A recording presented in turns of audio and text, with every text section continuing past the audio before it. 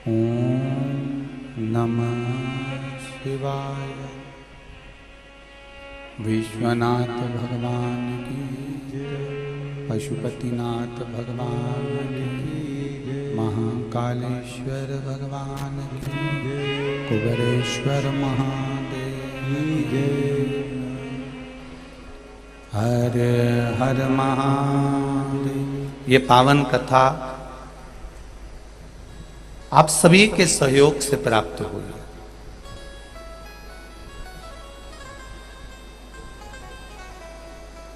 आपकी सहजता, आपकी सरलता, इतनी भारी संख्या में आपका आगमन सबका, ये कहीं शिव भक्ति ही है।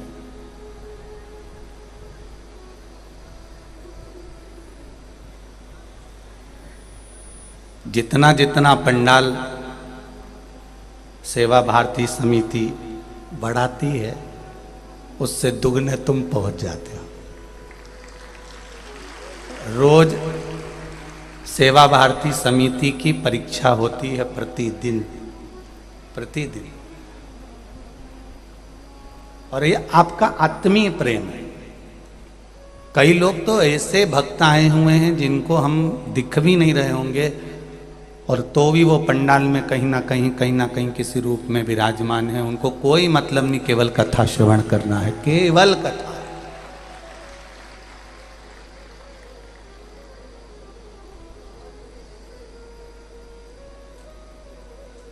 उसको किसी से मतलब नहीं है, केवल कथा के सिवाय। आज एक सुबह, वैसे तो हम मिलते नहीं हैं, कहीं पर भी मिलना बंद है, फिर भी सेवा भारती समिति के जो सेवक हैं, सेवा कर रहे हैं, उनसे कहीं ना कहीं रूप में थोड़ा मिलना हो जाता। उसमें भी एक माँ आज बहुत रो रही थी। कोई राजस्थान की आई हुई है, कहीं पर बैठी होगी, अगर बैठी हो तो हाथ हिला सकती है। खूब रोई। जितने लोग वहाँ खड़े थे वो सब देख रहे थे। उसका रोने का कारण कोई दुख नहीं था, उसका रोने का कारण भगवान ने जो हाथ पकड़ा, उसके दो बेटे, एक बेटा कहीं चले गया था और बाबा ने वापस लाकर उसको दे दिया कई सालों के बाद। और दूसरा रोना था कि बेटे को ऐसी बीमारी हो गई थी कि ना तो पैसा हाथ में है, इतनी बड़ी बीमारी अगर किसी के शरीर में हो जाए, कैंसर जैसा रोग अगर हो जाए, तो उसके लिए पैसा बहुत चाहिए। इतना पैसा भी नहीं था, इतना वैभव भी नहीं था, पर वो केदारनाथ के पास में त्रिजुगी नारायण भी नहीं जा सकती थी। तो उसने एक काम किया, एक लोटा भरकर जल शंकर भगवान को त्रिजुगी नारायण के नाम से चढ़ाने लगी। उस पानी को लाकर बच्चे को देने लगी। उसकी आंख के आंसू केवल एक चीज के लिए थे कि मेरा बेटा, सारे डॉक्टरों ने उसका कैंसर बोल दिया था और बाबा ने मेरी लाज रखकर इसको ठीक कर दिया। बस यही बाबा को धोख लगाना। ये प्रेम है, ये वात्सल्यता है, ये करुणता।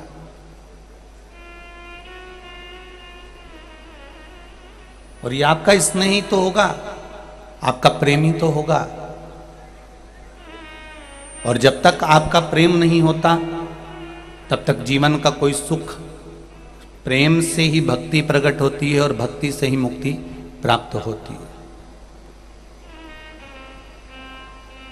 आपने अगर देवाधिदेव महादेव से प्रेम किया है, स्नेह किया है, भक्ति का धारण करी है, भजन धारण करा है, कीर्तन धारण करा है, मंत्र जाप धारण करा है, तो कहीं ना कहीं उसका फल मिलेगा जरूर।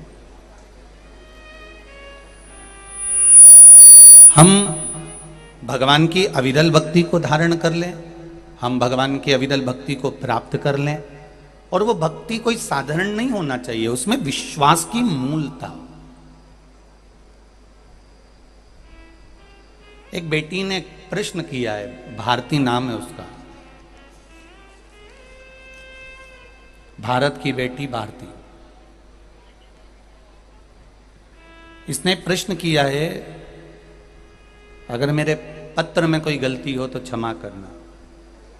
मैं इसी भारत की बेटी हूं। कहीं भारती जी अगर आप बेटी हो तो खड़े होकर हाथ हिलाइएगा जरूर। भारत की बेटी भारती, अगर कहीं बेटी हो तो आपने जो पत्र लिखा है हाथ हिलाइएगा। आपका पत्र का पहला प्रश्न है, क्या सनातन धर्म व देश सुरक्षित है?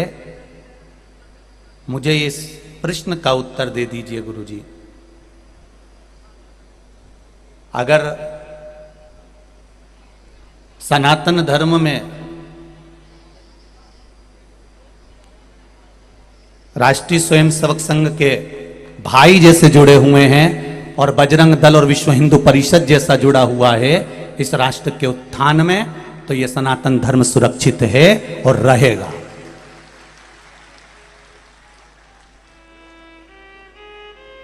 सेवा भारती जैसा अगर संकल्प जुड़ा हुआ है,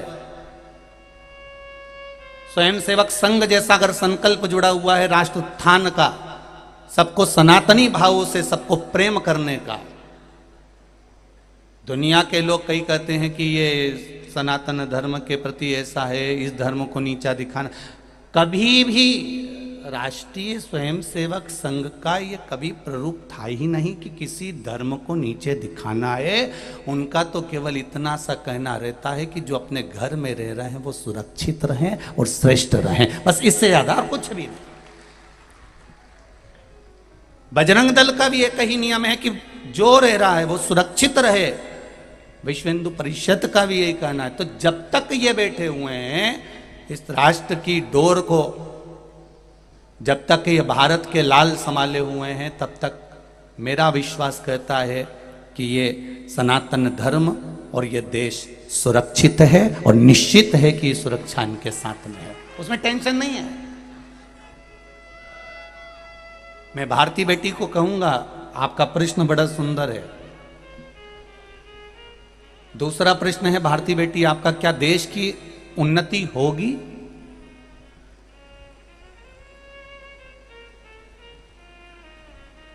देश की उन्नति, राष्ट्र की उन्नति कब होती है? एक पहले समझ लीजिएगा अच्छे से। पहले के समय में गुरुकुल थे, आज के समय में कॉन्वेंट स्कूल हैं।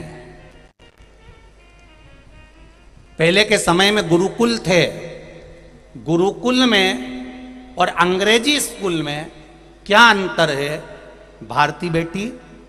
केवल भारत की एक भारतीय बेटी का यह प्रश्न नहीं है, यह संपूर्ण भारतवासियों का प्रश्न होना चाहिए, संपूर्ण भारतवासियों का। क्या देश की उन्नति होगी? उन्नति होगी क्या? उन्नति हो रही है। गुरुकुल और अंग्रेजी पढ़ाई में एक अंतर है। गुरुकुल में जो पढ़ाई होती है, उस गुरुकुल की पढ़ाई जो पहले होती थी, गुरुकुल में जो पढ़ाया जाता था, उसमें किसी का नौकर बनना या दास बनना नहीं सिखाया जाता था। गुरुकुल में जो पढ़ाया जाता था वो राजा बनना सिखाया जाता था। अंग्रेजों ने अपनी पढ़ाई को लाकर इस राष्ट्र में दिया। क्यों दिया? क्योंकि अंग्रेजों को मालूम है अगर सब राजा बन जाएंगे तो हमारा गुलाम कौन बनेगा। इसलिए उन्होंने अंग्रेजी विद्या को लाकर भारत में छोड़ दिया। और अंग्रेजी विद्या को लाकर जब भारत में छोड़ा गया तो यहाँ के लड़के बेटे बेटियां पढ़ लिख कर उन अंग्रेजों की सेवा में जाने लगी। हमें विदेश जाना है, हमें देश में मन नहीं लग रहा, हम विदेश में जाके नौकरी करेंगे। ये गुलामी नहीं तो और क्या है?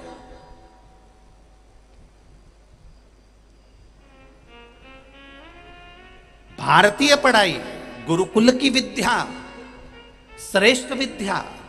देखो पढ़ाई दो तरह से होती है। आप सहज भाषा में समझ लो, भारतीय बेटी बहुत अच्छे से समझना, जहां भी बैठी हो आप बहुत ध्यान से सुनना। दो तरह की पढ़ाई होती है, एक 70 साल का बुढ़ा व्यक्ति और एक 12 साल का बच्चा। दोनों सामने। अब दोनों में विद्वान कौन होगा? जम के बोलो जरा, इन दोनों में विद्वान कौन है?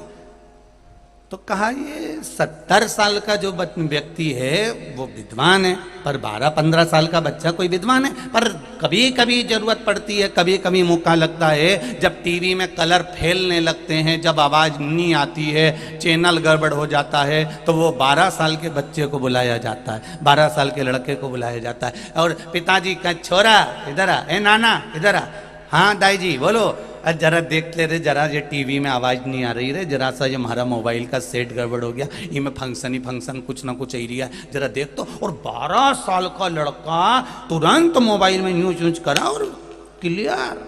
जरा सा उन्हें रिमोट उठाए ना, सोफा पे पड़ी पड़ी ना, उसने तुरंत टीवी का कलर चेंज कर दिया, उसने तुरंत चैनल चेंज कर दिया। अब हम ये तो नहीं कह सकते कि 12 साल का लड़का हमारा बहुत विद्वान हो गया, बहुत विद्वान हो गया, इतना विद्वान हो गया। तो जरा सा मोबाइल ठीक करने से कोई विद्वान नहीं हो जाता, जरा सा टीवी का कलर चेंज करने से कोई विद्वान नहीं हो जाता।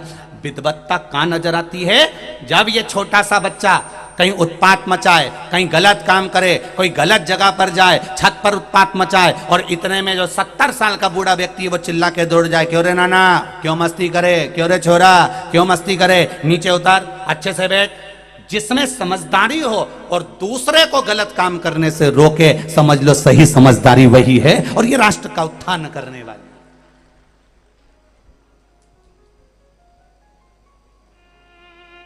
एक लक्ष्य चल रहा है, आत्मनिर्भर भारत।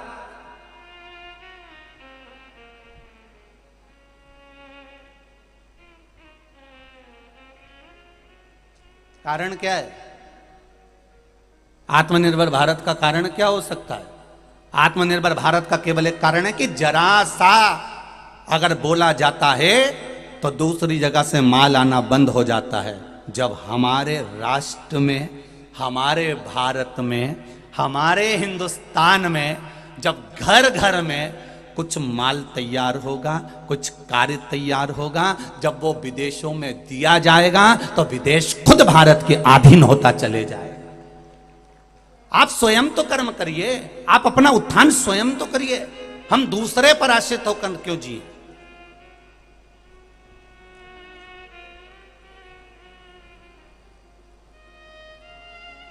स्वयं का भाव प्रेरित। आत्मनिर्भर भारत की सबसे बड़ी परिभाषा यही है कि आप कुछ करें।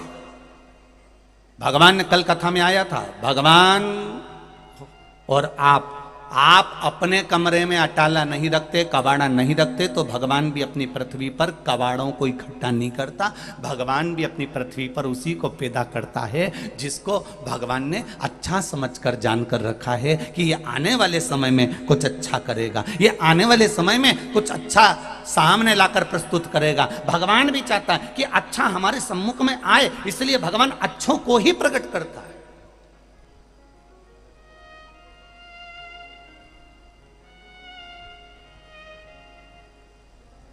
कल कथा चल रही थी कुंभकर्ण की धर्म पत्नी की, और कुंभकर्ण की 3 धर्म पत्नियों में करकटी की कथा चल रही थी। और वो करकटी की कथा को हम श्रवण कर रहे थे। उस करकटी ने लंका अधिपति रावण और मंदोदरी के जाने के बाद शंकर जी की आराधना में बैठ गई, जो उसने कभी करी नहीं थी। उस करकटी ने कभी अपने जीवन में शिव की आराधना करी ही नहीं थी। केवल मंदिर के बाहर खड़ी रहती थी, केवल मंदिर के बाहर खड़ी होकर दर्शन करती थी, केवल देख कर आनंद पाती थी, इसके सिवाय कुछ नहीं करती।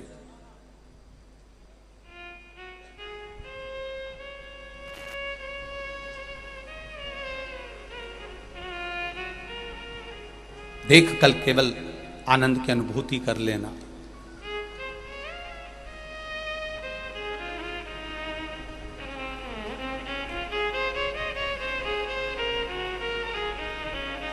एक बात अपनी जिंदगी में उतार कर रखना, रावण भले राक्षस था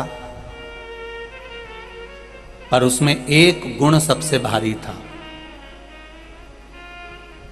कि वो विभीषण, कुंभकर्ण, रावण अपने पूरे परिवार के साथ, पूरे कुनवे के साथ एकत्रित होकर रहता था। क्या होकर रहता है? बोलो बोलो, जम के बोलो जरा। एकत्रित होकर रहता है। जब सारे कुनवे के साथ में, सारे परिवार के साथ जब एकत्रित होकर रहोगे ना, आक्रमण करने वाले को भी 50 बार विचार करना पड़ता है कि इनका घर बहुत बड़ा है रे, 4-6 तो भाई हैं, और भाई का छोरा छोरी कम से कम 5-6 है, और उसके बाद उनकी औलाद। सोच समझ के कुछ बोलना, नहीं तो ये सब एक साथ उल्टी गया नहीं तो निपटा देगा दादा।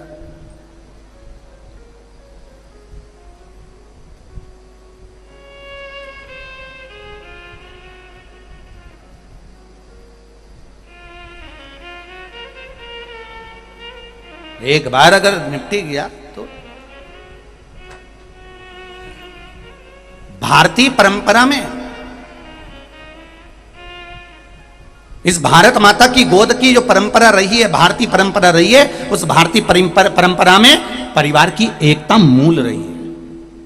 आपका घर, भाई बंधु कुटुंब कबीला ये सब एकाग्रित होकर रहें। भले 4 दुकान कर लो, 4 मकान कर लो, सब अलग अलग खाओ, अलग अलग रहो, मना नहीं है। पर जिस समय तुम्हारे घर पर विपदा आकर खड़ी हो जाए, तब चारों भाई एक साथ इकट्ठे होकर खड़े हो जाओ। ये भारतीय परंपरा रही है। तो आप कितने आनंद में रह सकते हैं।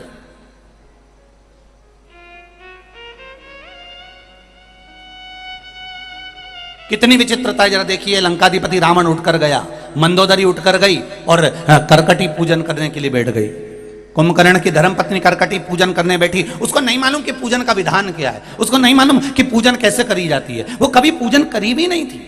आप में से भी कई माताएं ऐसी बैठी हुई हैं जो कभी मंदिर नहीं जाती थी, अभी अभी शिव महापुराण की कथा सुनकर मंदिर जाना चालू करा। इनको अभी भी पूजन करना नहीं आती। एक लोटा जल लेती है, चढ़ा कर आ जाती है, विनय करती, प्रार्थना करती, आनंद के साथ पहुंच जाती है। उसके मन में कहीं ना कहीं विश्वास, शंकर जी के प्रति भाव तो जागृत हुआ। हे शंकर की उदारता बिना कुछ नहीं। ना तो सियोर वाले महाराज ने आपको दिया कुछ, ना सेवा भारती आपको कुछ देकर आई। ये तो आपका केवल इस राष्ट्र के प्रति और मेरे शंकर के प्रति जो समर्पण है वो आपका यहां दिख रहा है, आपका विश्वास नजर आ रहा है। ये भरोसा, ये दृढ़ता। और शिवजी पर से कि शंकर भगवान पर किया गया भरोसा कभी टिक नहीं सकता। ब्रह्मा ब्रह्म लोक में रहते हैं, भगवान विष्णु बैकुंठ लोक में रहते हैं, पर मृत्यु लोक का देव है तो देवाधिदेव महादेव है।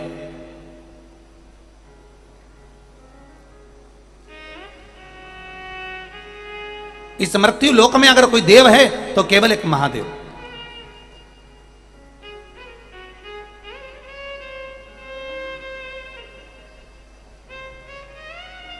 और जो उसको पहचान गया फिर उसका जीवन सार्थक हो गया। जिसने नहीं पहचाना वो गया। आज तक हम भटकते रहे, ना जाने कहां कहां कहां कहां 33 कौटी देवताओं के दरवाजे पर गए, फिर वहां से काम नहीं बना तो कहीं और पहुंच गए, फिर वहां से काम नहीं बना तो फिर और कहीं पहुंच गए। अपने ही धर्म से हम भटकते चले गए और भटकते भटकते भटकते भटकते अंत में हताश होकर बैठ गए कि भैया अब तो कहीं काम नहीं होने वाला, अब तो सब बेकार है। तब जाकर आखिरी में शंकर भगवान पर विश्वास आकर टिका।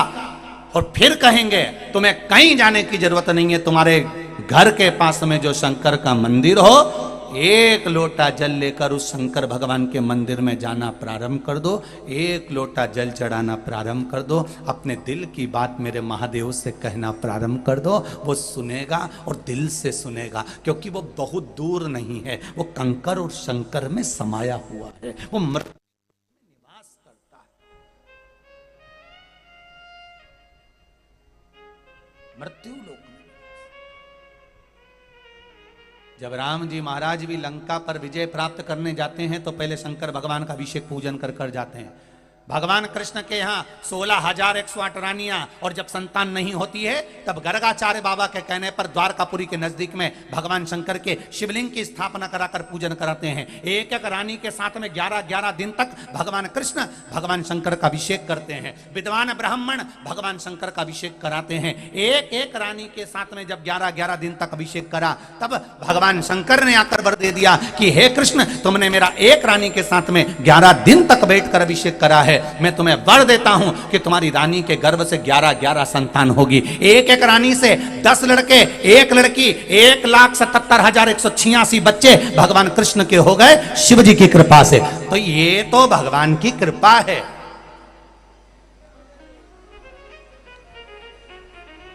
एक किसी ने पहले भी प्रश्न करा था कि गुरुजी ये आंकड़े की जड़ वाला प्रयोग और भगवान शंकर का ये प्रयोग करते हैं तो कई लोगों को हमने देखा कि उनके जुड़वा छोरा छोरी होते हैं, तो एक क्यों नहीं होता? हमने कहा भगवान जब भी देता है तो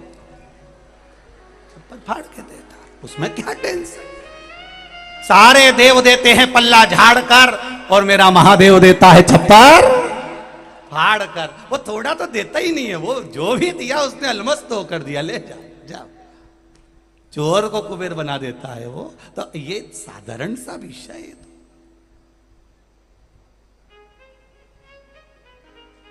कितनी कृपा, कितनी उदारता हो रही है। केवल अविरल भक्ति है और भक्ति के सिवाय कुछ नहीं, केवल भक्ति। और इस भक्ति में छल नहीं, इस भक्ति में दिखावा नहीं, इस भक्ति में कुछ भी नहीं है। और पहले भी हमने कहा ना हमारे पास में मंत्र है, ना हमारे पास में तंत्र है, ना हमारे पास में बेल है, ना हमारे पास में भभूति, हमारे पास तो श्री शिवाय नमस्तुभ्यम मंत्र बाबा का जपो, शिव महापुराण की कथा सुनो, एक लोटा जल बाबा को चढ़ाओ और अपने हृदय से, अपने चित्त से बाबा से बस भाव से कह दो, वो स्वीकार कर लेता। उसके सिवा कुछ भी नहीं है।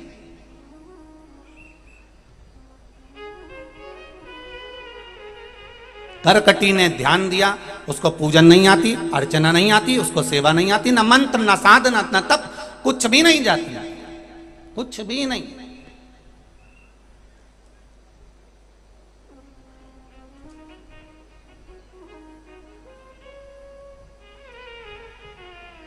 अरे बाबा, एक लोटा जल चढ़ाने से क्या भगवान शंकर राजी हो जाते? मंत्र तो बोलना पड़ेगा ना। कुछ नहीं आता मत बोलो, साधना करना नहीं आती मत करो, तप करना नहीं आता मत करो।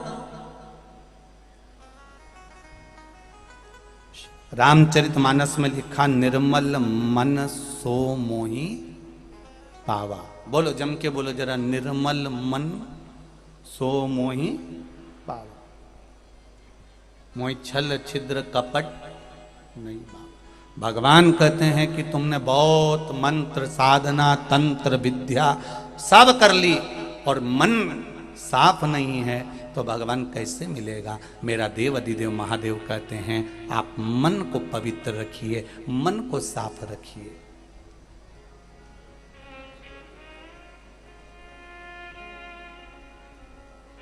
कल कथा में कहा था, गलती हो रही है, कोई बात नहीं, करो, गलती करो, खूब करो। ये कल की कथा में वर्णन करा है, गलती करो, खूब करो, क्योंकि मनुष्य गलती का पुतला है। अगर ये गलती नहीं करेगा तो क्या ऊपर से भगवान उतर के गलती करेंगे? करेगा तो मानव का शरीर ही गलती।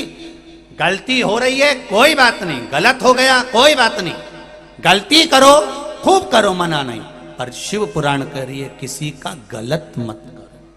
गलती अपन करेंगे, अपने से होगी, और हम गलत किसी दूसरे का करेंगे, किसी को अपशब्द कहेंगे, किसी को ताने देंगे, किसी को गाली देंगे, तो उसमें हम दूसरे का अगर गलत कर रहे हैं तो पहले हमारा गलत होगा। गलती इस शरीर से होती है,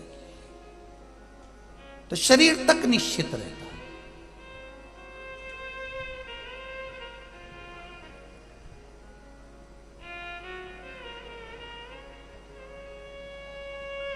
करकटी ने कोई साधना नहीं करी थी, करकटी ने कोई मंत्र नहीं पढ़ा, करकटी कुछ नहीं जानती। मेरी भोली भोली माएं, ये गांव की ना जाने कौन कौन से गांव में माताएं रहती हैं, और वो माताएं ना मंत्र जानती हैं, ना साधना जानती हैं, ना तप जानती हैं। वो तो भगवान कृष्ण की जैसे गोपियां थीं, केवल दही की मटकी माथे पर रखकर बेचने जाती थीं। उसी तरह ये गांव की, ग्रामीण अंचल की मेरी माताएं जो ये पोटला ले लेकर आई हैं, जो बैग ले लेकर आई हैं, और कई माताएं गाड़ियों में, ऑटो में भरा भरा कर आई हैं। इन माताओं से पूछो, क्या ये मंत्र जानती हैं? क्या ये साधना जानती हैं? क्या ये तंत्र जानती हैं? क्या कोई विद्या जानती? कुछ नहीं जानती। इनका तो केवल एक काम है, शंकर के मंदिर जाना, एक लोटा जल चढ़ाना। बन सके तो कई बार बेलपत्री ले जाती है, कई बार चावल ले जाती है, कई बार मूंग का दाना ले जाती है। वो भी नहीं बनता तो एक बेलपत्री वहीं से उठा के चढ़ा देती है। और कई माताओं ने नियम ले रखा है कि शंकर के मंदिर में झाड़ू लगा देती है, पोछा लगा देती है, सफाई कर देती है, मंदिर अच्छा चकाचक कर कर उस पर रंगोली रोशनी कर देती है। उसका नियम बना रखा है। उसने कुछ नहीं सीखा, कुछ नहीं सीखा उसने शिव पुराण से, पर इतना जरूर सीखा है कि शंकर के मंदिर में जाकर सफाई करना है, शंकर के मंदिर में जाकर एक लोटा जल समर्पित करना, इतना तो सीखा।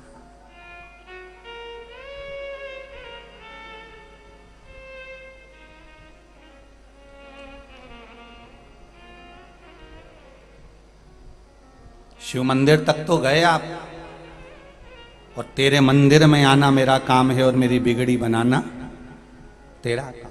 नहीं तो शिव पुराण तो तुम सबके याद हो गई, इतनी कथा तो तुमको याद ही हो गई कि शिव महापुराण में ये आएगा वो आएगा, ऐसा होगा वैसा होगा।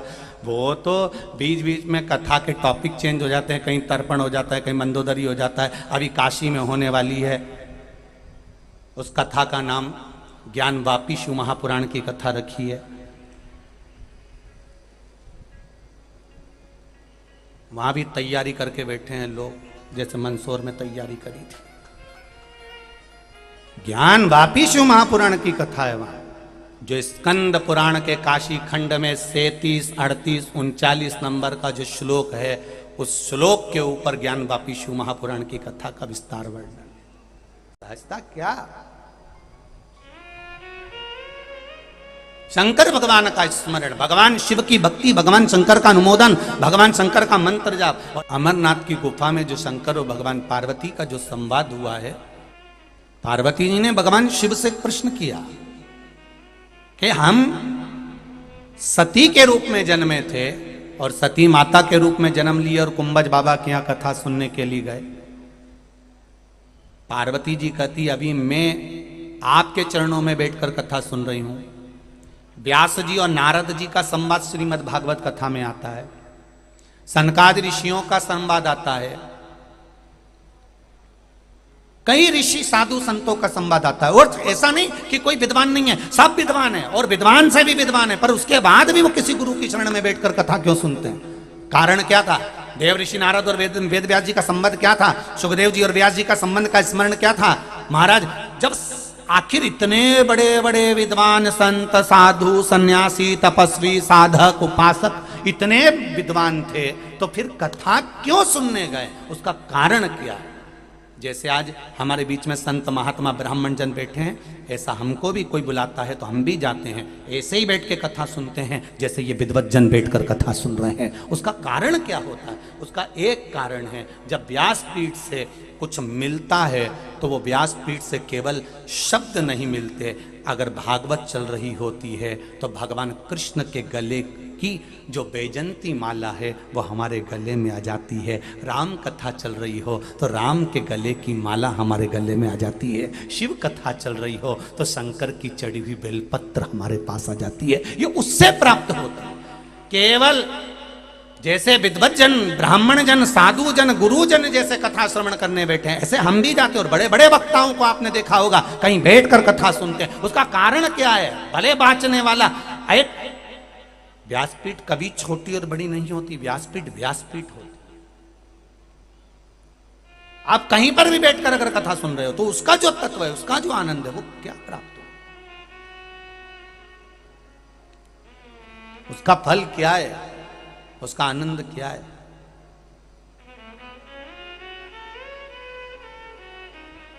महाराज,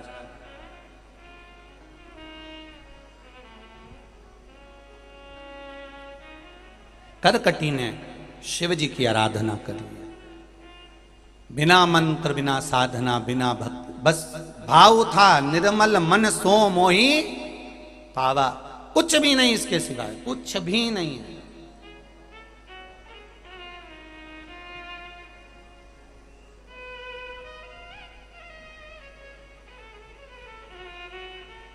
पूछा था माता जानकी जी ने हनुमान जी से, जब वो लंका में प्रवेश करे थे, लंका में जब प्रवेश करे थे उस समय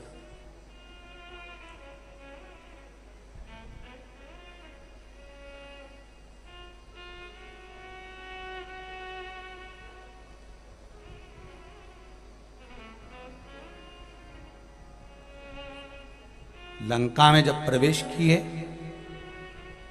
बहुत ध्यान देने वाली बात है, भगवान श्री हनुमान जी महाराज लंका में दिन में नहीं गए थे, रात्रि के समय पर प्रवेश करे थे। तो किसी ने कह दिया था हनुमान जी अच्छी बात नहीं है, किसी के घर में जाना है तो दिन में जाना चाहिए, तुम रात को क्यों घुस रहे हो उनके घर में, उनके नगर में तुम रात को क्यों जा रहे हो?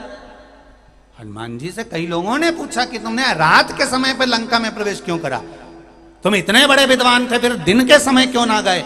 हनुमान जी ने कहा लंका में प्रवेश केवल रात्रि के समय पर इसलिए कर रहा हूं कि पूरी लंका के आसपास मैंने घूम कर देखा, सब बोल रहे थे कि साहब रावण तो शंकर की पूजन करता है, बड़ा पुण्यशाली है, बड़ा आनंदशाली है। जब इतना विद्वान है तो इसकी बुद्धि कहाँ फिरी, और ये बुद्धि कैसे फिरी तो ये मुझे रात को ही मालूम पड़ेगा, इसलिए मैं रात को प्रवेश कर रहा हूं। तो वो रात के समय में प्रवेश कर गए,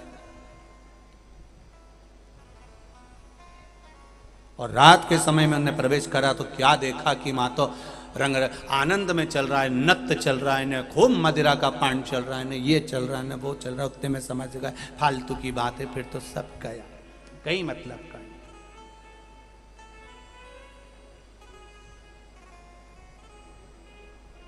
ये तो समझ वाला। मैं भी प्रवचन दे रहा हूं, मेरा भाई भी प्रवचन दे रहा है, मैं मुंह से समझा रहा हूं, मेरा भाई प्रैक्टिकल करके दिखा रहा है।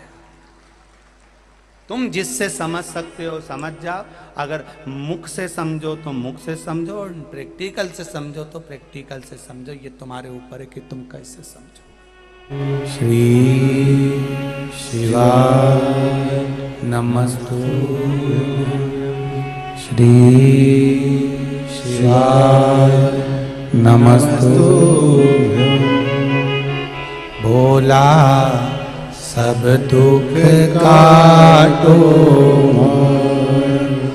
ओ भोला सब दुख काटो मारा। शिव शंकर जपो तेरी माला, भोले बाबा जपो तेरी माला। भोला सब दुख काटो मारा, ओ भोला सब दुख काटो मारा। शिव कथा कर रही है, करकटी का स्मरण नहीं जान पाए, उसको मंत्र साधना कुछ नहीं जानती थी, बस बाबा के चरणों में बैठी थी। क्या देखा करकटी ने कि शिवजी का जो शिवलिंग है, उस शिवलिंग के पास में जो बेलपत्र पड़ी हुई थी, वही बेलपत्र करकटी ने उठाकर शंकर जी का श्रृंगार करना प्रारंभ कर दिया।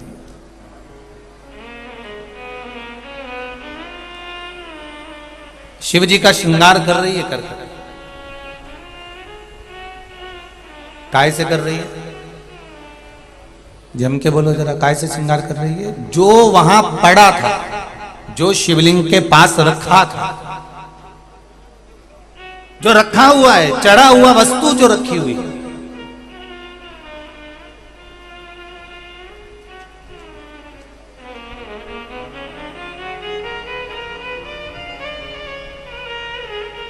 जो वहां पर रखा हुआ है, बस उसी से शिव जी का श्रृंगार होगा। बहुत ध्यान देना इस कथा पर, मेरी माताओं से निवेदन है और आप सबसे भी निवेदन कि शिव मंदिर में जब जाएं, भगवान शंकर की कथा सुनने के बाद आपकी चित्त वृत्ति में अगर कहीं शिव जी बैठे और आप कभी शंकर जी के मंदिर पर जाएं, शिव मंदिर में कभी पहुंचे, आपके पास में अगरबत्ती नहीं, दिया नहीं, माचिस नहीं, बेलपत्र नहीं, सामग्री नहीं, तो प्रयास करना कि जो वहां फूल वगैरह रखा हो, हम उससे भी भगवान शंकर का श्रृंगार कर सकते हैं। क्या मिलेगा?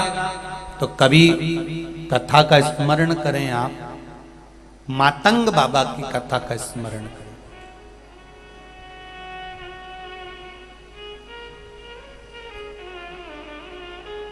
प्रतिदिन माता शबरी रोज प्रतिदिन जहां से संत निकल कर जाते थे, रोज मार्ग को सजाती थी, प्रतिदिन सजाती थी, प्रतिदिन।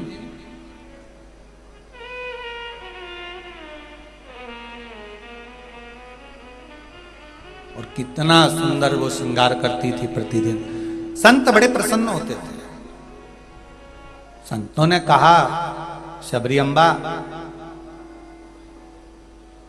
आपने संतों के लिए इतना सुंदर रास्ता बनाया है, जरूर अगर आप इसी तरह से श्रृंगार करते रहेंगे तो एक ना एक दिन मेरे राम तेरे कुटिया में जरूर आएंगे, ये निश्चित है, निश्चित।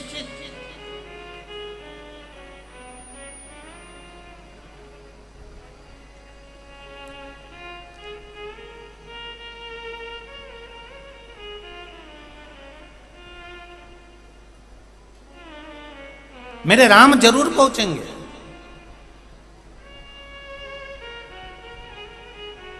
बस आप इसी तरह से रास्ता निर्मल करते रहें। शिव महापुराण की कथा कह रही है, करकटी ने भी वही करा जो शबरी अम्बा करी थी, उठाए पुष्प और भगवान का श्रृंगार कर रही है।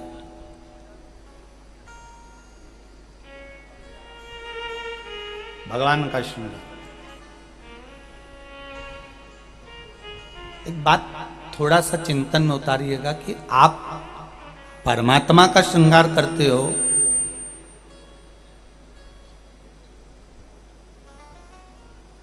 जैसे एक प्रसंग आता है, किसी ने एक प्रश्न किया था कि गुरुजी,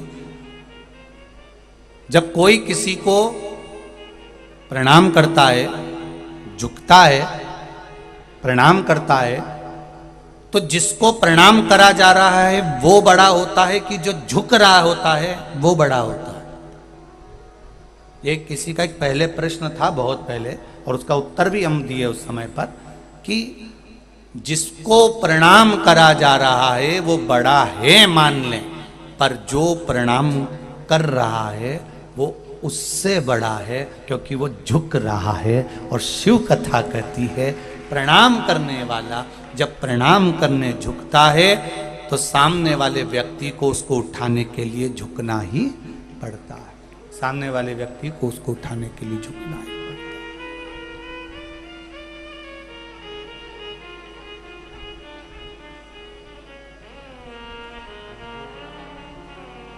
ये उसकी प्रबलता, ये उसका प्रबलता है, ये उसका आनंद है।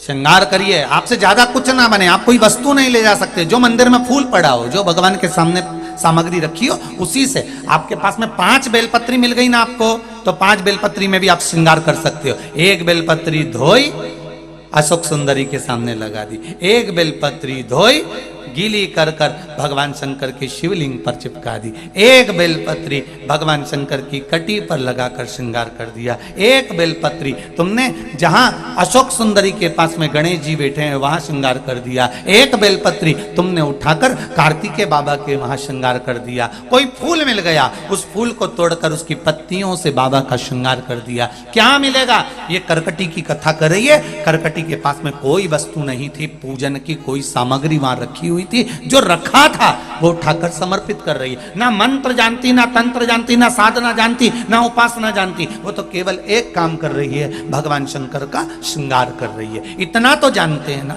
बहुत। और आप में कई माताएं ऐसी होंगी जो कोई पूजन की पद्धति नहीं जानती, कोई नियम नहीं जानती, केवल जो मन में आया वो कर दिया। हरतालिका तीज का पूजन होता है, पंडित जी तो केवल एक बार पोथी पढ़कर संकल्प छुड़ाकर चले जाते हैं, पर रात भर जो माताएं 5 पूजन करती हैं, 6-7 पूजन करती हैं, वो माताएं जब पूजन करती हैं तो कोई पंडित जी वहां रात भर नहीं रहता। वो तो दिल से बस जो बन गया वो भगवान को समर्पित करती चली जाती है। कई कई तो ऐसी बुद्धि में बैठता है कि पहले पानी चढ़ा देगी, फिर दही चढ़ा देगी, दही भी नहीं चढ़ाया तो डायरेक्ट दूध से ही भगवान को स्नान करा देगी। वो सब भूल गई तो जो सामान रखा था उसकी थाली में वो चढ़ा देगी। उसकी चित्तवृत्ति में ये नहीं है कि उसने क्या चढ़ाया और क्या ना चढ़ाया।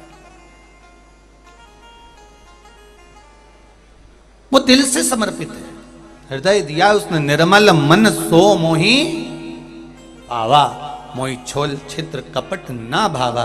मुझे केवल भाव चाहिए, केवल भाव। और वो निर्मल भाव भगवान ने दिया। करकटी लंकाधिपति रावण रोज अभिषेक कर रहा था, शंकर भगवान प्रकट नहीं हुए। मंदोदरी रोज अभिषेक करवा रही थी, भगवान शंकर प्रकट नहीं हुए। पर आज करकटी बैठी है और मात्र श्रृंगार करा और शंकर भगवान माता पार्वती के साथ प्रकट हो गए। मांग करकटी, तुझे क्या चाहिए? तू बोल, तुझे क्या दूं? मैं तुझे क्या प्रदान करूं, क्या दूं मैं तुझे क्या दे सकता।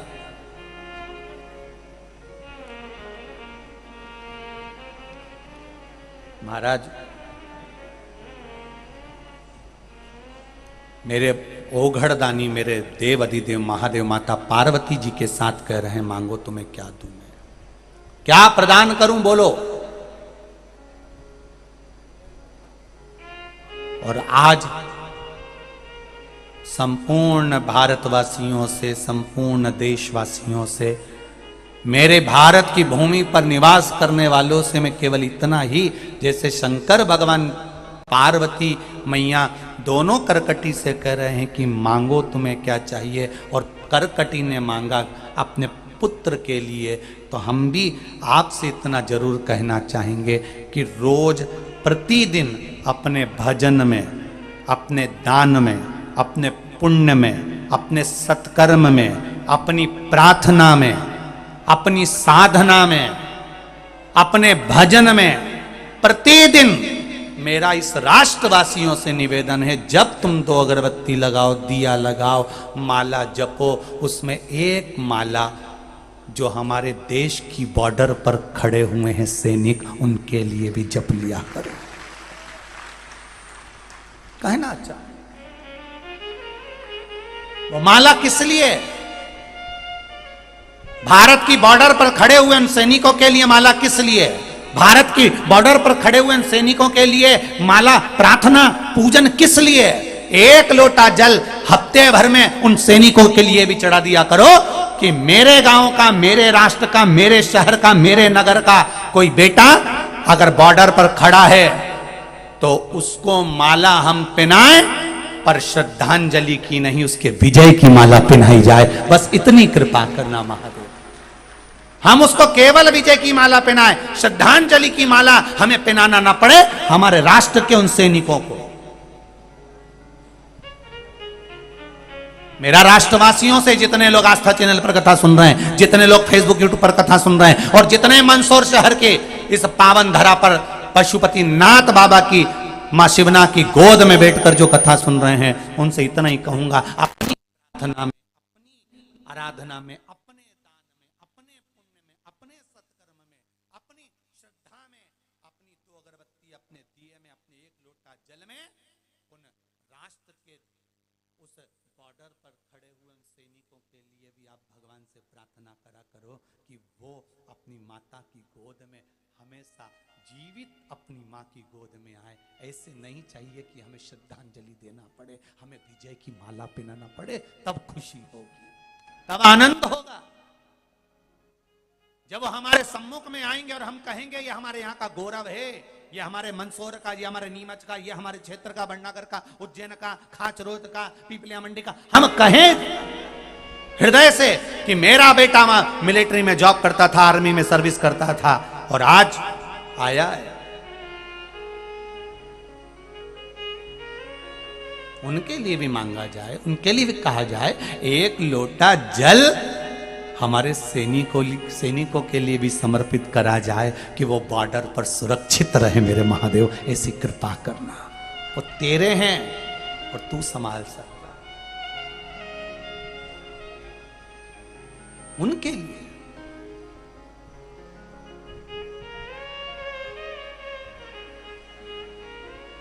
महाराज, जब हृदय से, दिल से, मन से आप उसको कहेंगे तो वो सुनेगा। ये भारत भूमि की माटी की गंध, भारत भूमि की माटी की सुगंध, ये भारत भूमि की माटी की जो गंध है वो साधारण नहीं है महाराज। ये गंध आपको जो महसूस होगी वो ऐसी महसूस होगी जैसे कैलाश पर्वत पर शंकर भगवान को किसी ने इत्र लगाया हो और वो इत्र की गंध हमारे जीवन में उतर रही। आप दिल से कहो तो सही, आप दिल से मांगो तो सही।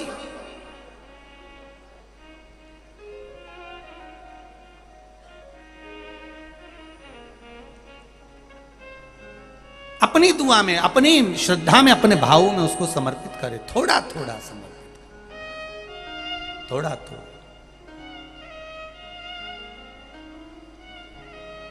महाराज जब दुर्घटना होती है तो गवर्नमेंट ने भी एम्बुलेंस के ऊपर लिख रखा 108। बोलो सही है कि गलत है? दुर्घटना होती है तो सरकार भी कहती है 108 पर फोन लगा दो, तुरंत गाड़ी आएगी, उठा के ले जाएगी। कितना भारत की भूमि के कितना रिसर्च करके वो नंबर दिया होगा कि 108 पर फोन लगाओ तो गाड़ी आएगी, दुर्घटना के समय पर वो संभाल लेगी।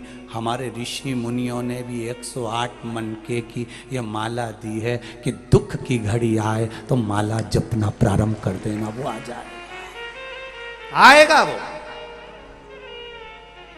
जब 108 पर फोन लगाते हो दुर्घटना पर तो गाड़ियां आकर खड़ी हो जाती है, प्रशासन आकर खड़ा हो जाता है, पूरे राष्ट्र के जितने दल जितनी सेवाएं वो सामने आ जाती है। कोरोना महामारी में कोई दूसरा देश हमको सहायता करने के लिए नहीं आया था। कोरोना महामारी में कोई दूसरी जगह से कोई संभालने नहीं आया था। मंदसौर में अगर कोरोना महामारी फैली थी तो मंदसौर के ही लोगों ने उसको हथेली पर झेल लिया था। मंदसौर के ही लोगों ने, नीमच में फैली नीमच के लोगों ने, बड़नगर में फैली बड़नगर में, उज्जैन में फैली उज्जैन में, खाचौद में फैली खाचौद में, नागदा में फैली तो नागदा में, वहां के लोगों ने संभाला था और एक राष्ट्रीय एकता का भाव प्रकट कर दिया था कि हम राष्ट्र के लिए समर्पित हैं, हम राष्ट्र के लिए हैं, हम बैठे हैं, हम सामने हैं।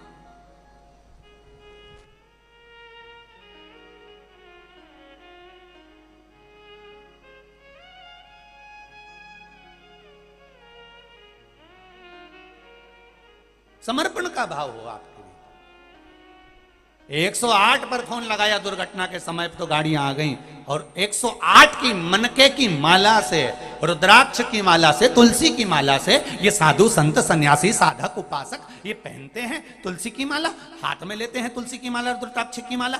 आप 108 मनके की माला नी भी उठाओ तो 108 बार इस चित्त से, हृदय से, मन से बाबा को कह तो सकते हो, वो तुमने पुकारा और ये निश्चित है वो तुम्हारे सामने आकर खड़ा हो जाएगा और तुम्हारा वो विल पावर बढ़ाने में वही अग्रण्य होगा, वही अग्रण्य। ये इतने पत्र, कोई पत्र कम है, ये ढेर लगा हुआ है, सारे पत्र शायद ले गए होंगे, निकाल लिए तो यहाँ से पत्रों ले लिए होंगे लोगों ने, पत्रों का ढेर लगा हुआ है, अपार पत्र ही पत्र ढेर। उन पत्रों में क्या है? केवल आपका विश्वास, आपकी दृढ़ता, आपका भाव, केवल विश्वास और कुछ भी। और जिसने भरोसा करा उसके लिए आया वो, सम्मुख पहुंचा वो। भगवान विष्णु के मंदिर जाइए, बैकुंठ, वहां पे दरवाजा मिलेगा। गरुड़ पुराण में भी लिखा है कि दरवाजे हैं, दरवाजे के बाहर खड़ा करा जाता है, फिर अंदर लिया जाता है, कर्म देखे जाते हैं। भगवान ब्रह्मा जी के द्वार पहुंचिए, दरवाजा मिलेगा। इंद्रलोक पहुंचिए, दरवाजा मिलेगा। सारे गौलोक धाम जाइए, दरवाजा मिलेगा।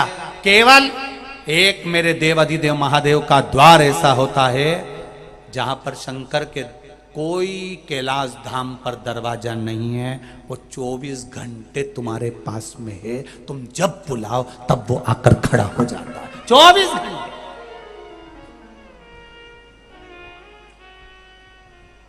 24 घंटे खड़ा है वो ये कहते हैं ना, किसी किसी हॉस्पिटल में लिखा रहता है सेवा, यहाँ 24 घंटे सेवा, किसी पेट्रोल पंप पे लिखा रहता है 24 आवर्स। यहाँ पर 24 घंटे पेट्रोल मिले, यहाँ 24 घंटे हॉस्पिटल खुला मिले, तो 24 घंटे हर घड़ी, हर पल, हर क्षण जो मेरे भोलेनाथ ने बनाया उस क्षण में मेरा महादेव तुम्हारे सामने खड़ा मिले। करकटी ने कहा, देव अधिदेव महादेव मुझे कुछ मांगना। शिव जी कह रहे हैं मांग, पार्वती कह रही मांग ले करकटी। करकटी कह रही है क्या लंकाधिपति रावण जब पूजन करता था आप दोनों आते थे? मंदोदरी जब पूजन करती थी आप दोनों आते थे? शंकर पार्वती उस समय पर मौन हो गए, चुप हो गए, स्तुप्त हो गए। शिव और पार्वती के मुख से शब्द नहीं निकला। शंकर और पार्वती के मुख से शब्द नहीं निकला। क्या रावण और मंदोदरी के समय पर आप नहीं आते? कभी कभी भगवान भी थोड़ा रुक कर देता है।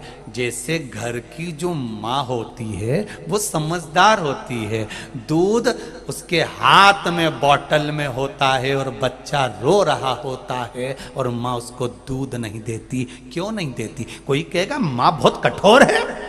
माँ कठोर नहीं है। माँ को मालूम है मेरे को बॉटल में दूध भर के लाई और देना इसी को है, पिलाना इसी को है।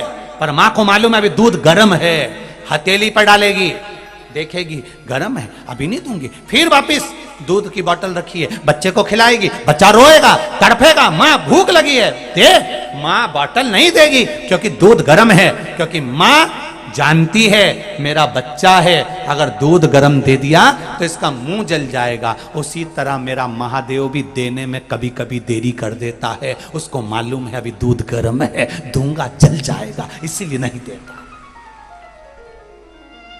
एक बार पशुपति व्रत करा नहीं हुआ, दूसरी बार पशुपति व्रत करा नहीं हुआ, तीसरी बार पशुपति व्रत करा नहीं हुआ। कारण क्या था जो भगवान प्रकट नहीं हुए? भगवान ने सुना क्यों नहीं? और नहीं तो इतने लोग पत्र लिख रहे हैं, सुना उसने क्यों नहीं सुना? उसका कारण केवल इतना था कि विश्वास जागृत नहीं कर पाए।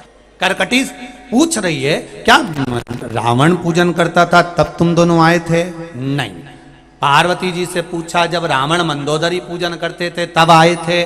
शिव पार्वती ने कहा नहीं। तुम मैंने पूजन करी तो तुम कैसे आ गए?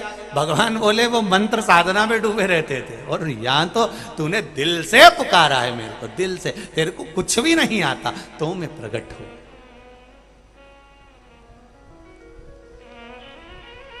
घर में दो तरह के बेटे, एक बेटे को माता पिता ने पूरी जायदाद दे दी, एक बेटे के पास में कोई जायदाद नहीं है।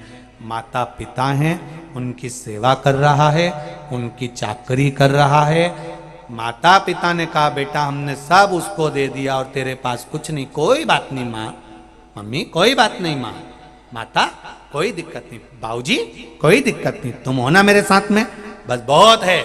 एक को माता पिता ने सारी जायदाद दे दी, एक को माता पिता ने सारी वसीयत दे दी और एक को माता पिता ने कुछ नहीं दिया, मरते तक बस केवल आशीर्वाद दिया, बेटा तूने हमारी बड़ी सेवा करी, बहुत सेवा करी। अब 10 साल इंतजार करना माता पिता के जाने के बाद, 10 साल में आपको मालूम पड़ जाएगा।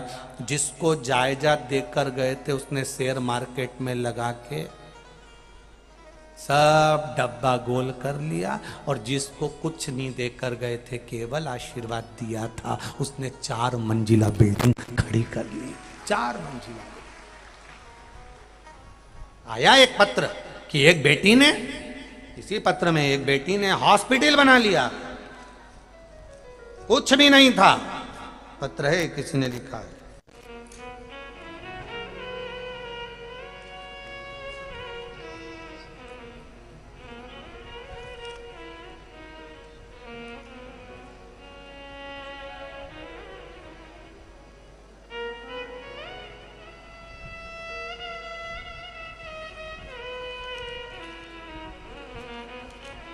शंभु शरणे पड़ी मांगो घड़ी रे घड़ी दुख काटो दया करी मैं दर्शन आपो, दया करी मैं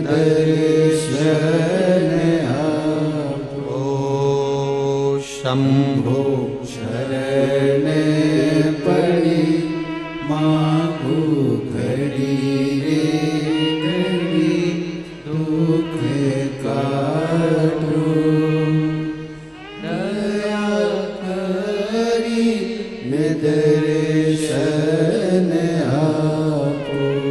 अंजू बाला गोविंद राठी, निवासी दालोदा, जिला मंदसौर से आई। कहीं बैठी हो तो हाथ हिलाइएगा। अंजू बाला गोविंद राठी, निवासी दालोदा, जिला मंदसौर से आई है। महाराज आप हमारे शहर पधारे, बाबा देवाधिदेव महादेव का शुक्रिया कैसे करें? जिंदगी भर की उपासना हमारी सामने मिल गई। ये शिव महापुराण की कथा मंदसौर मिल गई। बहुत बहुत साधुवाद।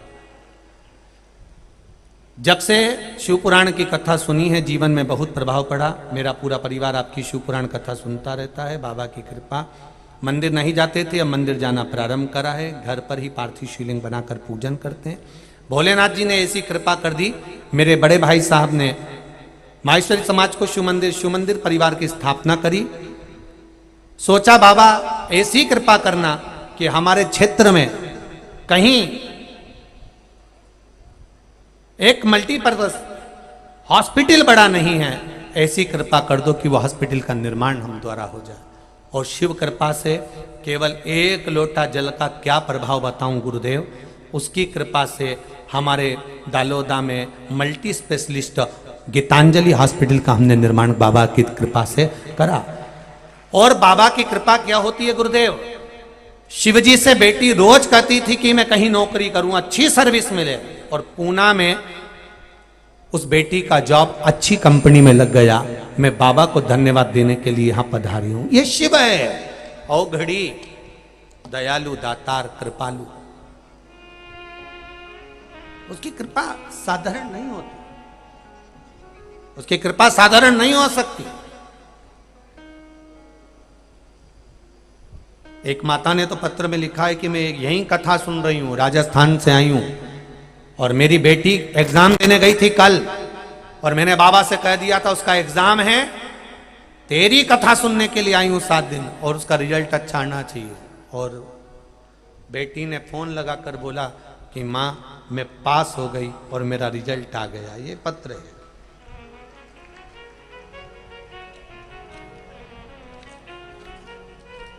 बहुत पत्र उन तो आप लोगों ने बाबा की कृपा से बहुत बहुत भेजे हैं जी। देखिए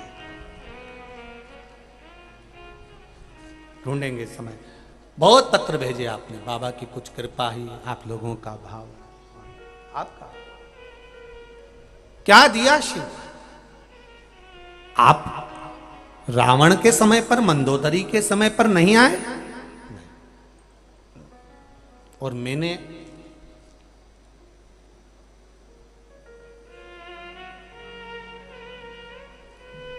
तो केवल श्रृंगार करा था आपका और आप आ गए। एक बात और कहना चाहूंगा आप सबसे, जो रोज प्रतिदिन अभिषेक करते हो, यहां पर समिति ने आप लोगों के लिए अभिषेक की व्यवस्था रखी है। जो आप अभिषेक कर रहे हो या किसी भी रूप में आपने सेवा भारती समिति को, संस्था को कुछ सहयोग दिया है, आपका दिया गया वो धन, कई लोग गलत गलत सोच बना लेते हैं कि हमने दिया, कहाँ लगा कहाँ लगा। ये कथा पहले भी कहा, आज फिर कह रहे हैं, कोई अगर गलत कर्म में डूबा हुआ है, उस गलत कर्म से निकालकर सब को जोड़कर उनकी अच्छी विद्या, उनकी अच्छी शिक्षा, उनकी औषधि, चिकित्सा और उनके उत्थान के लिए एक कार्य रखा गया। और आपसे निवेदन रहेगा इस कार्य में बढ़ चढ़कर हिस्सा लीजिए। यह नहीं कि अपना समर्पण कम करो और उससे एक नहीं, हम तो कहें कि जहां जहां पर इन बच्चों के लिए, इन बेटियों के लिए, इन बेटों के लिए जहां जरूरत पड़ रही है शिक्षा के लिए और चिकित्सा के लिए, वहां पर ये सेवा भारती संस्थान छात्रावास और हॉस्पिटल का निर्माण कराती रहे। उसके लिए ही यह क्रम करा गया। एक बार जोरदार ताली बजाएं सेवा भारती के लिए और पूरी संस्था के लिए। ये कर्म हो आपके श्रेष्ठता का। तो मैं निवेदन करूंगा जो अभिषेक में बैठ रहा हूं उनसे कि शिव जी का जब अभिषेक कर दें, पूरा की पूरा अभिषेक कर दे, तब शंकर भगवान का थोड़ा सा श्रृंगार करा करो, थोड़ा सा श्रृंगार करो। उस श्रृंगार का फल आपको मिलेगा जरूर, आपको प्राप्त जरूर। आप मंदिर भी जाएं, शिव जी को जल भी चढ़ाएं, जल चढ़ाने के बाद में आप बाबा का थोड़ा सा श्रृंगार कर कर आया करो, जो वहां रखा हो, जो पड़ा। तुमसे ये निवेदन ये नहीं है कि तुम बहुत सारा सामान खरीद कर ले जाओ। हम ये कभी भी आपको आपने शिव महापुराण की कथा में सुना होगा, कभी पैसा खर्च करने की बात तो हमने यहाँ से कही नहीं कि तुम इतना रुपया का खर्च सामान लेके आना, इतना रुपया लगाना, कहीं नहीं। जो तुमको मिल जाए तुम तो उससे श्रृंगार कर दो बाबा का, जो मिल जाए। महाराज आप प्रकट हो गए, हाँ मांगो तुम्हें क्या चाहिए। करकटी ने कहा मेरा बस एक वर है, केवल एक वर, मेरे पति को कोई याद करे ना करे।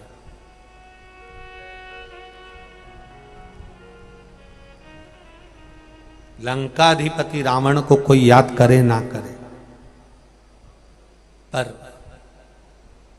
इस वंश की उत्पत्ति जब हो और मेरे गर्भ से अगर कोई बेटा हो और वो बेटा आपकी सेवा करे ना करे, पर मेरे बेटे के नाम से आपका नाम जुड़ा हुआ हो, मैं बस इतना चाहती हूं। शिव जी से वर मांगा है, मेरे बेटे के नाम से आपका नाम जुड़ा हुआ हो। शिव जी ने ऐसी कृपा कर दी, ऐसी करुणा कर दी कि बाबा देवाधिदेव महादेव ने क्या कहा। पार्वती जी बोली, रे करकटी तेरे गर्भ से एक बेटे का जन्म होगा जिसका नाम भीम होगा। वो भीम का संहार, वो उपद्रव बहुत मचाएगा, क्योंकि असुर की संतान है, राक्षस की संतान है। आप अगर मना भी कर देंगे कि एक उधम मत मचाना, गलत काम मत करना, ये मत करना, तुम कितना ही प्रयास कर लो, जो राक्षस की संतान है वो करे बिगड़, मानेगी क्या? मानेगी?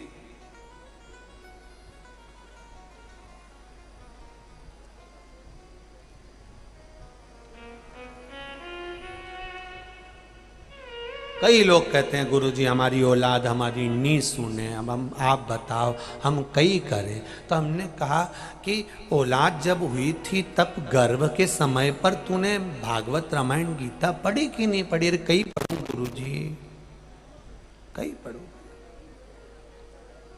अभी कई रामायण भागवत गीता पढ़ू ने चूल्हा चौका से ही फुर्सत नहीं मिले जब ये औलाद गर्भ में थी। तो ईका पिताजी से कह देती, वो रामायण भागवत गीता पढ़ देता। अरे कई पढ़े, नंबर 1 का बेवड़ा है वो, तो रात के पी के आने खूब गाली दे, अपशब्द बोले, काहे की रामायण भागवत गीता पढ़े? तो एक काम करती, सास ससुरा जी से बोल देती रामायण भागवत गीता। नहीं वो बोलूं तो सारी, पर वो तो क्या घर का काम कर ही ले, हो गई रामायण सारी, कहीं करे मां रामायण भागवत गीता। गर्भ में संतान रहे, कितना कितना वर्णन करा गया। विदेश में एक संत घूमने के लिए गए, और विदेश में संत घूमने के लिए गए तो उनने क्या देखा कि मां 2 तरह का हॉस्पिटल था। विदेश में 2 तरह का हॉस्पिटल जब संत ने देखा, भारत के संत देखकर आश्चर्य में पड़ गए। इस हॉस्पिटल में अंदर गए, उन्होंने देखा यहां नॉर्मल डिलीवरी होती है, उसका शुल्क 5 लाख रुपए लगता है। काय का? जम के बोलो जरा। नॉर्मल डिलीवरी होती है, उसका शुल्क 5 लाख रुपए जमा होता है। और दूसरे हॉस्पिटल में गए तो वहां लिखा था यहाँ ऑपरेशन से बच्चे होते हैं, इसका शुल्क 50,000 रुपए लगता है।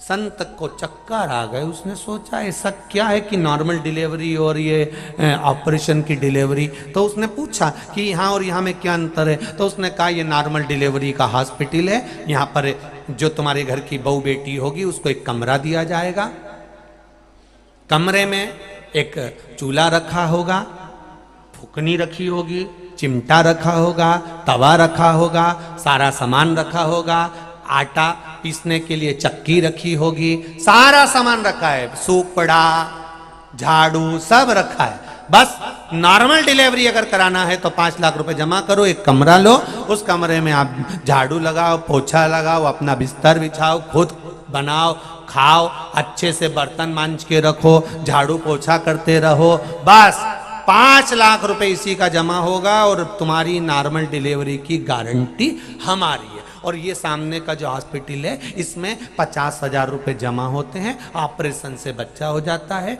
बस चिड़ा फाड़ी करी और बच्चे को जन्म दे देते हैं, 50,000 रुपए खर्च होते हैं। तो क्या देखा संत ने कि हमारे भारत के संतों ने, साधुओं ने, ऋषियों ने, माताओं ने कितना वैज्ञानिक रिसर्च करा होगा कि बहू से हमेशा कहते रहते थे काम कराकर, गर्भ में बच्चा हो थोड़ी सेवा कराकर, बैठना नहीं, सोना नहीं, पढ़े नहीं रहना, पढ़ाई करो, अच्छी चीज पढ़ो, काम करो, ये करो। पर आज के जमाने के डॉक्टर एक ही बात कह देते हैं, बेड रेस्ट, दिन भर पड़ी रहो, टीवी देखती रहो, टीवी में दिन भर कहीं की ना कहीं की रोतली भाई रोती मिले नाटक में। तुम एक नाटक बता दो जिसमें कहीं का बहुत दिन तक मुस्कुराता दिखे, पूरे नाटकों में कहीं की ना कहीं की रोती मिले 24 घंटा। तो औलाद भी ऐसी पैदा हुई कि गोदी में रखो तो चुप, नीचे सुलाओ तो पे पे करे। औलाद भी ऐसी पैदा हो। कई लोग के पर माताएं भी कह देती हैं बूढ़ी बूढ़ी, हमारी भी औलाद थी 5-5 4-4, खिला दो पिला दो पटक दो खेलती रहे, और एक तेरी औलाद 24 घंटा पे पे करे। अब उनको कौन बताए, कुमकुम भाग देखा है, कौन बताए कि ये सीरियल देख के पैदा हुई है, इनको कौन समझाए। लोग देखा नाटक तो वो भी नाटक करे। और बड़े लोगों से कहो कि भैया तुम कथा सुनो, सत्संग सुनो, नहीं सुने। एक डोकरा बुढ़ा आदमी गोदी में बच्चे को लेकर घूम रहा था, बच्चे को गोदी में लेकर घूम रहा है।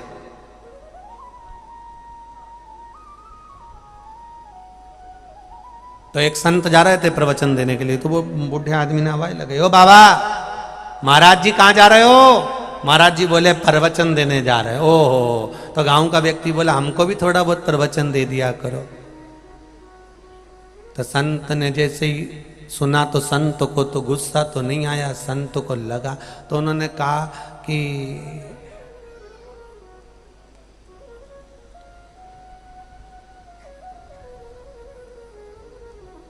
हमको प्रवचन की क्या जरूरत है, तुम्हारी गोदी में जो बच्चा बैठा है ना यही पूरा प्रवचन दे देता है। ये कैसे प्रवचन दे देता है, रोज कहता है बाबा जी बाबा जी बाबा जी, मतलब अब उम्र हो गई है बाबा बन जाओ, इससे बढ़कर और क्या प्रवचन चाहिए। तो इतने में गांव का व्यक्ति भी बड़ा चतुर था, उसने कह दिया देखो महाराज मेरा मन तो खूब करता है छोरा के बाबा बन जाओ, तो बाबा बनने का मन तो करता है, पर छोरे के छोरे को लेता हूं तो कहता है बाबा जी, और जैसे ही मन में आता है बाबा बनने का और छोरी का छोरा गोदी में आता है तो कहता ना ना ना ना ना ना। तो मेरे को तुरंत चेंज करना पड़ता है, इसलिए मैं बाबा ही नहीं बन पाया। वो ना ना शिव कथा कह रही है, करकटी कह रही है मेरे बेटे के साथ में आपका नाम जुड़े। और आया समय, करकटी के गर्भ से एक पुत्र ने जन्म लिया। कब? जब कुंभकर्ण मर चुका है, तब कुंभकर्ण के मरने के बाद करकटी के गर्भ से, जब कुंभकर्ण था तब गर्भ ठेर गया था, और गर्भ ठेरने के बाद कुंभकर्ण के प्राण चले गए। जाने के बाद अब करकटी के गर्भ से बेटे ने जन्म लिया जिसका नाम भीम था। उस भीम ने बड़े होकर अपनी माँ से एक दिन पूछ लिया, माँ कि ये सृष्टि का पालन करता कौन? तो कहा देवाधिदेव महादेव। तो मेरे पिता को किसने मारा? मेरे ताऊ को किसने मारा? मेरे चाचाओं को कौन मारा? मेरे भाइयों को किसने मारा? वो मारने वाला कौन था जिसने लंकाधिपति रावण के पूरे साम्राज्य को नष्ट कर दिया? कौन है? मां के मुख से निकल गया, ये सब देवताओं ने करा है। अब मां झूठ तो नहीं बोली है, सत्य बोली कि देवताओं ने करा है। क्रोध आ गया भीम को, जहां यज्ञ होता था वो यज्ञशाला को विध्वंस कर देता था। जहां यज्ञ हो रहा है वो यज्ञशाला को विध्वंस कर रहा है। जहां पुण्य हो रहा है वह पुण्य को विध्वंस कर रहा है।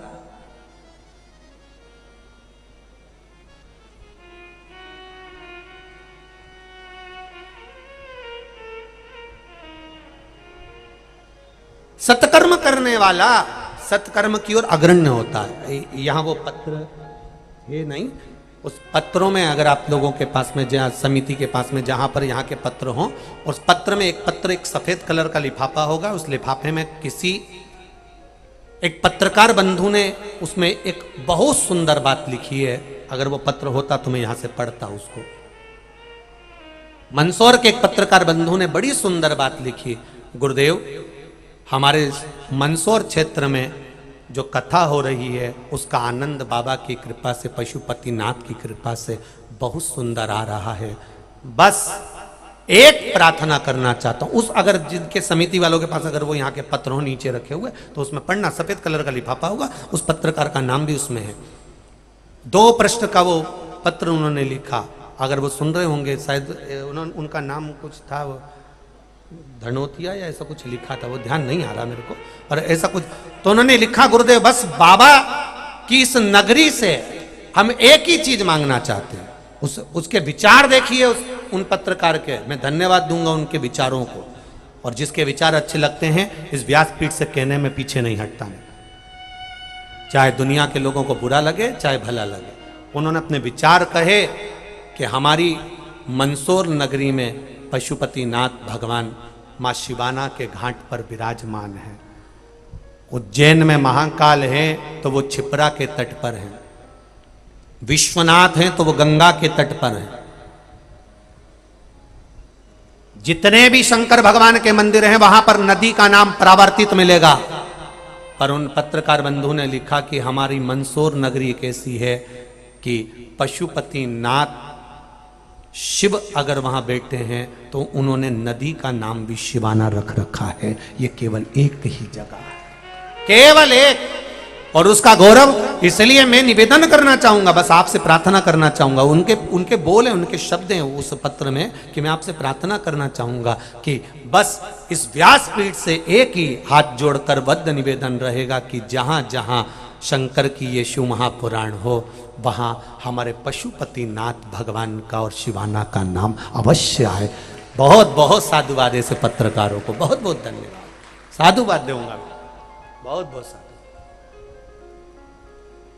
मां शिवाना का नाम और मां भगवान पशुपतिनाथ का नाम आए, संपूर्ण विश्व को यह मालूम पड़े कि मंदसौर की नगरी कोई साधारण नहीं है। एक बार अपनी जिंदगी में जब आए पशुपतिनाथ का दर्शन करने के लिए तो जीवन की सार्थकता प्राप्त करें।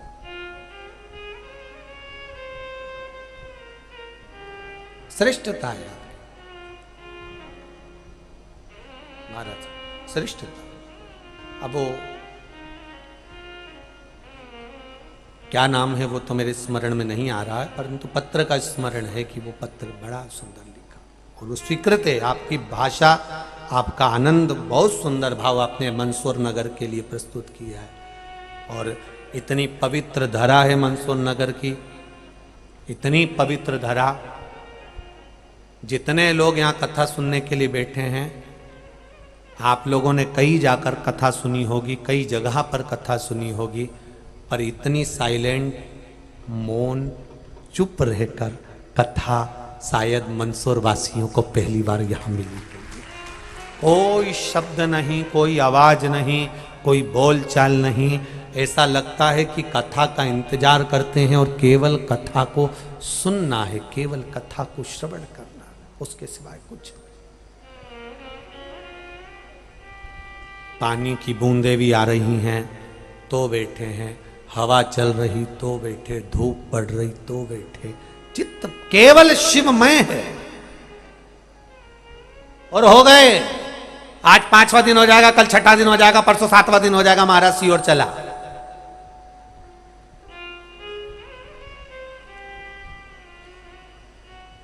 तुम बड़े प्रेम से पोया और जलेबी बना के खा लो, कौन मना करेगा? हलवा पोया खा, खूब आनंद से अष्टमी नवमी पूजो और कन्याओं के चरणों की पूजन करो। और कन्या पूजन के साथ में एक नियम लेना कि गर्भ में अगर कन्या हो तो उसकी हत्या ना हो, वो कन्या जन्म ले और भारत की भूमि पर उसकी हत्या ना हो। बेटा एक कुल को तारता है और बेटी दो कुल को तारती है। भीम ने पूछा, मां ये कौन ने मेरे चाचा ताऊ आदि का को मारा? कहा वो देवताओं ने मारा। मां ने झूठ नहीं बोला, मां सत्य बोली है। और बोलो सत्य, सत्य बोलो, सत्य में कुछ भी नहीं छुपा, बोलो सत्य।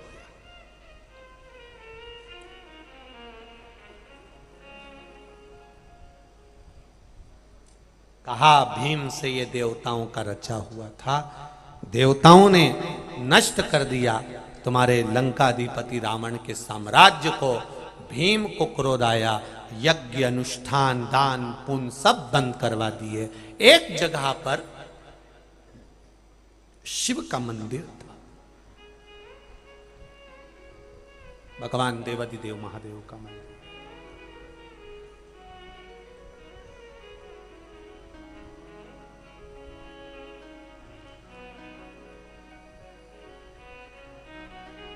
महाराज और उस मंदिर में सब भगवान की आराधना में लगे हुए थे, सब पूजन में भक्ति में सब लगे। मुझे दास बना कर रख लेना भोलेनाथ तुम अपने चरणों में। मुझे दास बना कर रख लेना भोलेनाथ तुम अपने चरणों में। मुझे दास बना कर रख लेना भोलेनाथ तुम अपने चरणों में। मुझे दास बना कर रख लेना भोलेनाथ तुम अपने चरणों में। भोलेनाथ तुम अपने चरणों में। भोलेनाथ तुम अपने चरणों में। ओ भोलेनाथ तुम अपने चरणों में। भोलेनाथ तुम अपने चरणों में। ओ शंभुनाथ तुम अपने चरणों में। शंभुनाथ तुम अपने चरणों में। मुझे दास बना कर रख लेना भोलेनाथ तुम अपने चरणों में। मुझे दास बना कर रख लेना भोलेनाथ तुम अपने चरणों में। आओ से।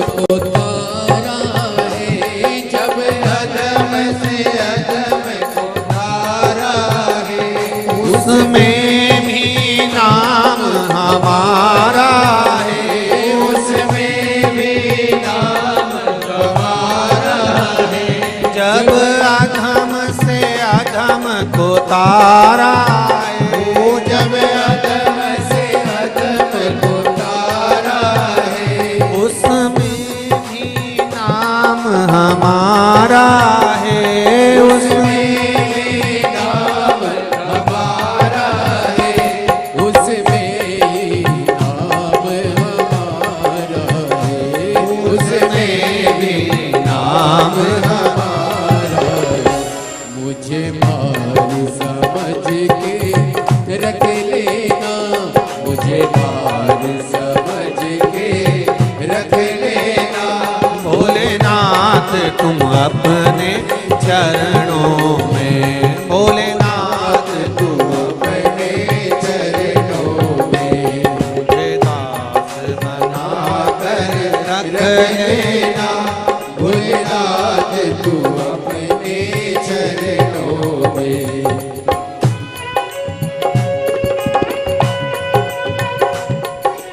हे शंभो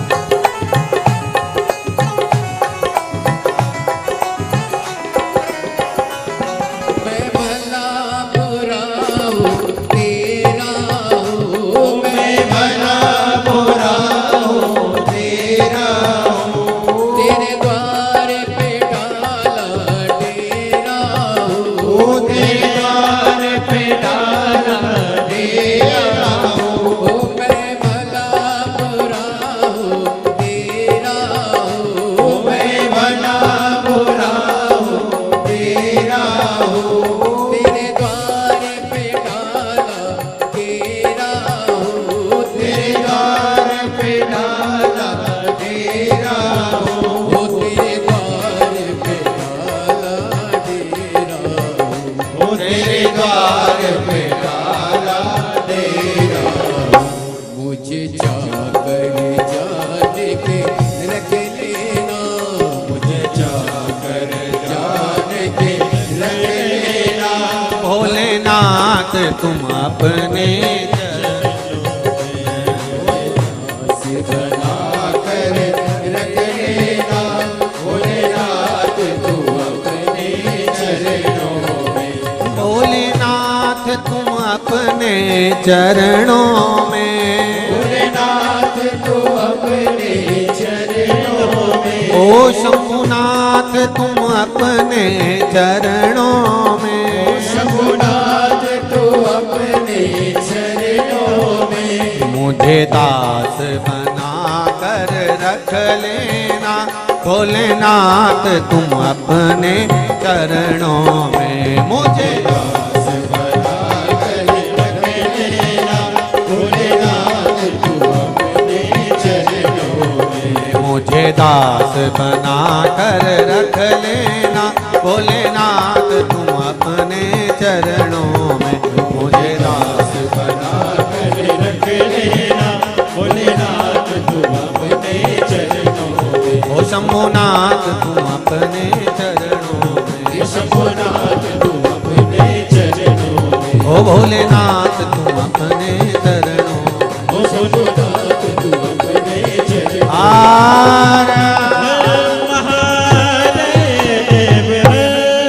अपनी जगह बैठकर भगवान शिव से मूल मंत्र का स्मरण करते हुए बाबा से अपने हृदय की बात सब कहेंगे, भाव भक्ति के साथ में, आनंद के साथ में अपने हृदय की बात कहेंगे। भाव से कहेंगे, श्री शिवाय नमस्तुभ्यं, श्री शिवाय नमस्तुभ्यं, श्री शिवाय नमस्तुभ्यं श्री शिवाय नमस्तुभ्यं श्री शिवाय नमस्तुभ्यं भोला सब दुख काटो ओ भोला सब दुख काटो शिव शंकर जपू तेरी माला भोले बाबा जपू तेरी माला भोला सब दुख काटो मारा ओ भोला सब दुख काटो मारा। भगवान शिव की कथा कर रही है। भीम का संहार कहाँ हुआ? जहाँ शिवलिंग, और उस शिवलिंग को तोड़ने के लिए भीम आतुर हुआ और फरसा उठाकर उस शिवलिंग को तोड़ने के लिए दौड़ा। जैसे ही शिवलिंग को तोड़ने के लिए दौड़ा, बस वहीं भगवान शंकर प्रकट हो गए और प्रकट होकर उन्होंने भीम का संहार कर दिया। करकटी ने जो मांगा था भगवान ने वर दे दिया। 12 ज्योतिर्लिंग में एक ज्योतिर्लिंग भीमा शंकर के नाम से रहेगा। भीमा शंकर के रूप में विराज।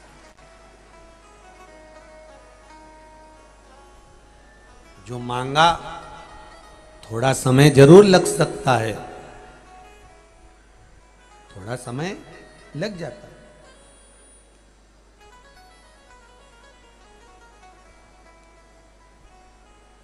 पर सुनता जरूर है वो। ऐसा नहीं कि नहीं सुनेगा, सुनेगा। समय आया, भगवान श्री गणेश जी महाराज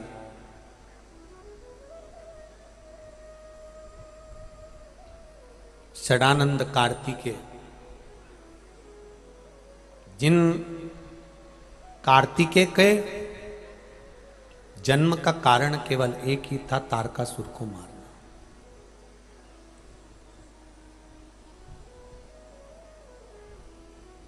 केवल एक कारण, तारकासुर का संहार।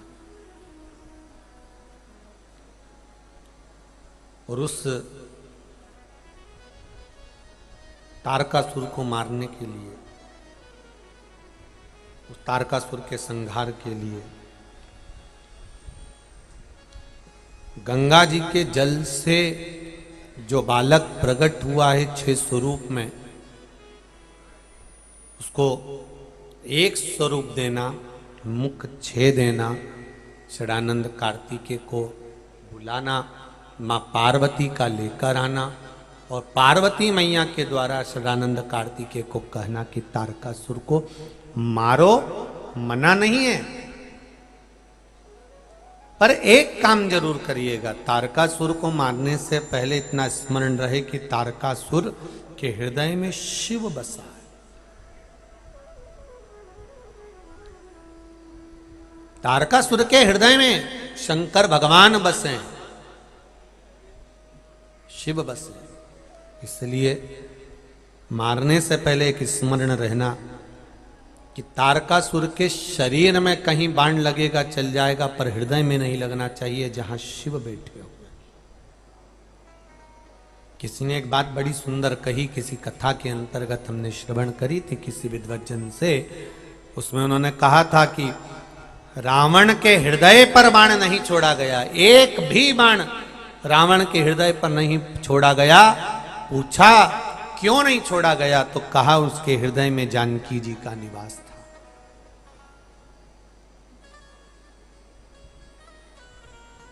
माता जानकी उनके हृदय में बैठी हुई थी, इसलिए हृदय में बाण नहीं छोड़ा गया।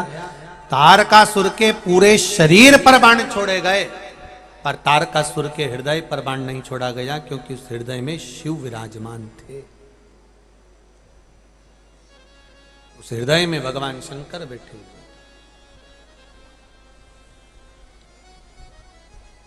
और शरीर छिन्न हुआ, तारकासुर नीचे गिरा, चारों तरफ जय जय घोष हो गई। षडानंद कार्तिकी अपने गणेश जी के साथ अशोक सुंदरी बहन के साथ पधार रहे हैं। जोरदार ताली बजाएं षडानंद कार्तिकेय जी का, श्री गणेश जी महाराज का, अशोक सुंदरी बहन का, भगवान देवाधिदेव महादेव के साथ पधार रहे हैं। हर हर महा